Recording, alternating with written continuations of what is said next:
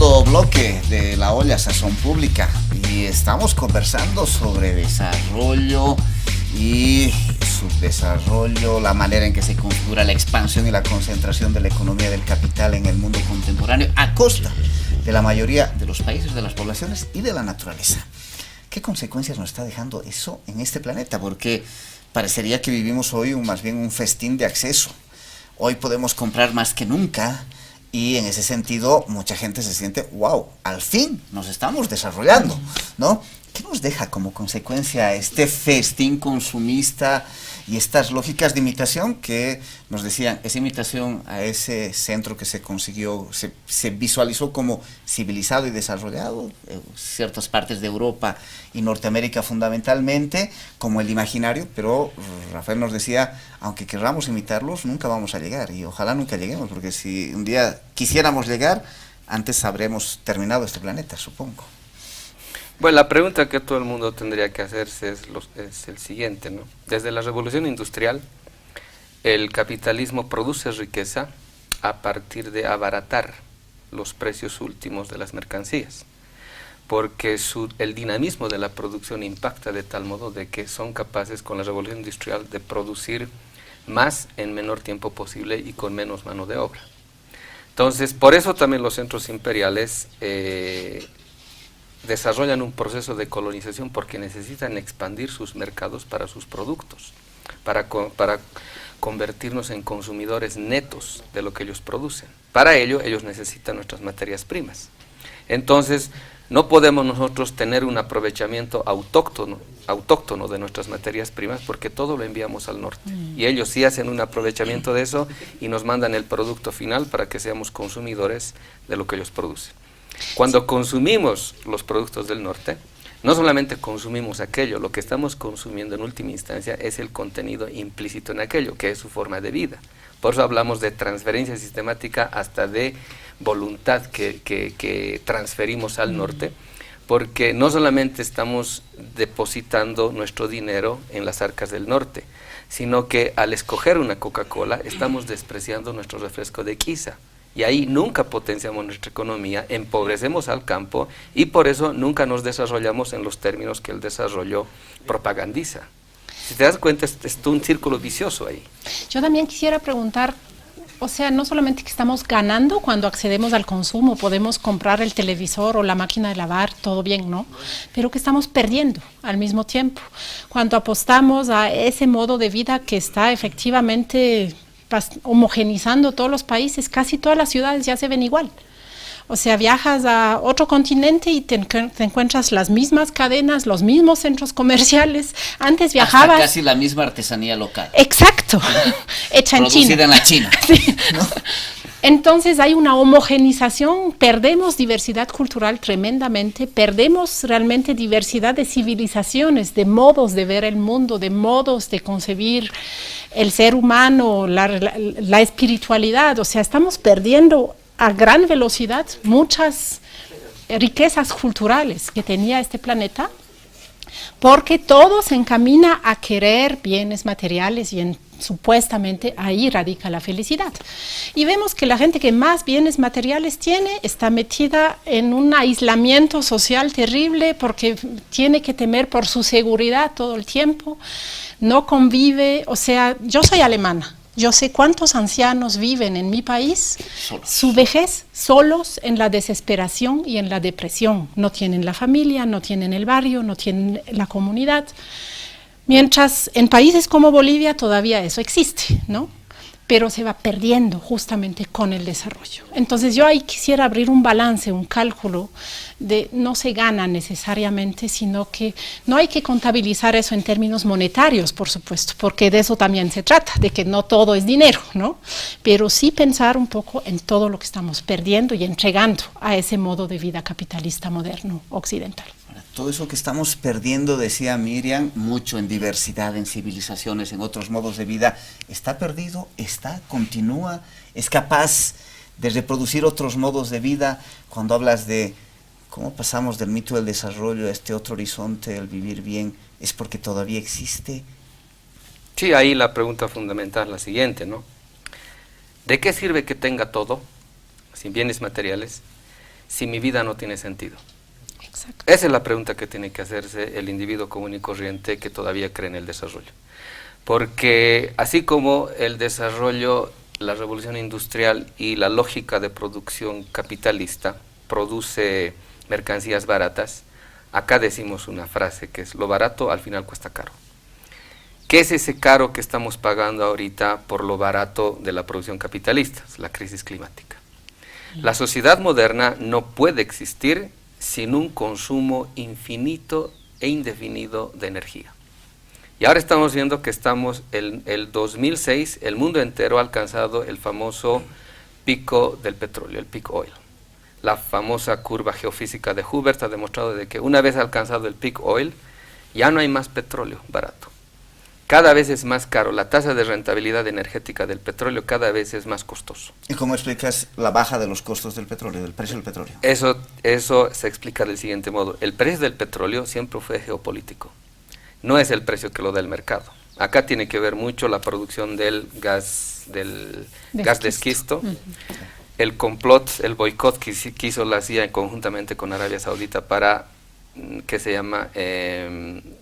bajar los índices, ya no solamente de producción, sino de ganancia de rusos e iraníes, de venezolanos, y que afectó a la economía mundial, y que, si se dan cuenta, es curioso que todo el mundo esperaría que a la baja del petróleo a la economía le debería ir mejor, pero ha sucedido totalmente lo contrario. Baja el precio del petróleo, pero la economía está cada vez peor, y prueba de ello es que enero amanecimos este año con una de las bajas más drásticas y profundas de las bolsas de valores. Alcanzó a 8 billones de dólares solo en el mes de enero. Esto quiere decir que el capital hoy en día ya no es capital productivo. Por eso se explica que baja el precio del petróleo, pero a la economía no le va mejor, porque casi todo el capital está inclinado al capital especulativo del mundo de las finanzas. Y ahí hacen apuestas sobre precios futuros. Entonces, no es de extrañar que mucha gente ha ganado mucho dinero apostando a la baja del precio del petróleo. Y eso tiene que ver con cómo están enfrentándose geoeconómicamente el dólar, el yuan, el rublo y el euro. Entonces ahí uno explica, esta economía está desquiciada. Y el neoliberalismo le ponía mucho énfasis a la economía, la macroeconomía. Y la macroeconomía ahorita está por los suelos. El Deutsche Bank está a punto de quebrar. Estamos hablando del banco alemán, ¿no? Y estamos hablando de una quiebra que supera creo que es en 30 veces la deuda griega. Tanto lío se hizo por la deuda griega, y el Deutsche Bank está a punto de quebrar con una deuda que supera en 30 veces lo que Grecia debe.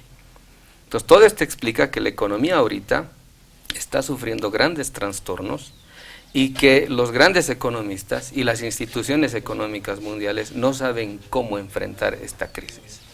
Y todo esto tiene que ver con el uso especulativo de las finanzas en los ámbitos productivos, y el petróleo está metido ahí. Volvamos a la pregunta que hacía hace un momento. Aparece un escenario trágico, habría un montón de cosas ahí que profundizar, no lo vamos a hacer ahorita, pero tú decías, estamos perdiendo mucho diversidad cultural, riqueza civilizatoria, otros modos de vida. Todo eso está perdido, erosionado. ¿Qué existe? ¿Qué todavía es?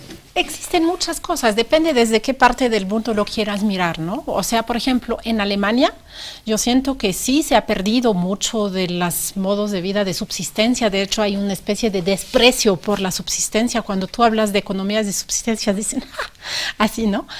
Pero ¿qué sería esta economía de subsistencia para que la gente...? Es cuando la gente logra mantenerse por lo que ella siembra, por sus animalitos, o sea, simplemente ser autónomo y no depender, por ejemplo, de que el Estado te dé, de tener un trabajo asalariado.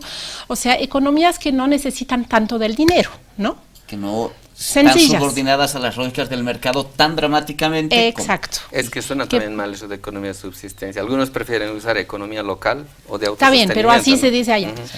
Pero ahora hay un movimiento, por ejemplo, bastante reciente de los últimos 5 o 10 años, que se llama del decrecimiento, ¿no?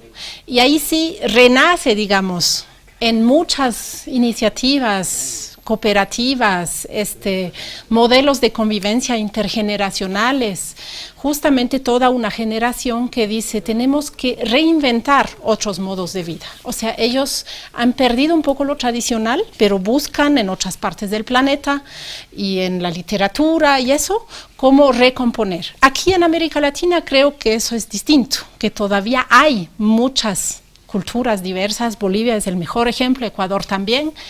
Hay economías que no están totalmente atravesadas por las lógicas capitalistas, donde todavía existe el trueque, donde todavía existe justamente la independencia de los mercados monetarizados, y que hay que preservar, que hay que defender, creo yo, que no hay que entregar a la lógica del desarrollo, ¿no? Y donde la gente resiste también, resiste a los megaproyectos, resiste a los monocultivos, a que se expandan las fronteras petroleras, por ejemplo, porque suele ser en esas regiones más de la selva o más difíciles de acceso donde estas economías todavía existen. Entonces sí creo que hay una riqueza existente que podríamos visibilizar, interconectar, fortalecer en términos positivos. Se suele hablar mucho ahí, mucho también desde el decrecimiento, que es estos modos de vida de la vuelta a la simplicidad.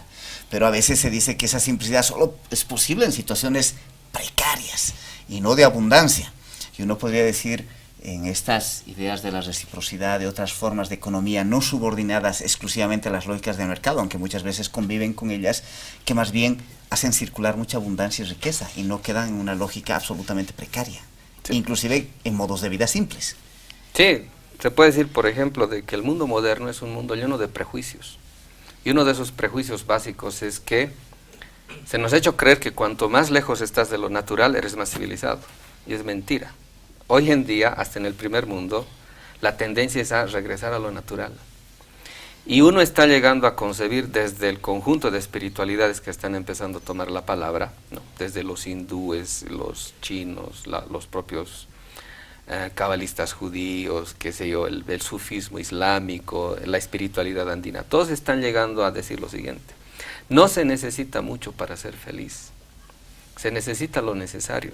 El problema es, ¿cuál es el concepto de lo necesario?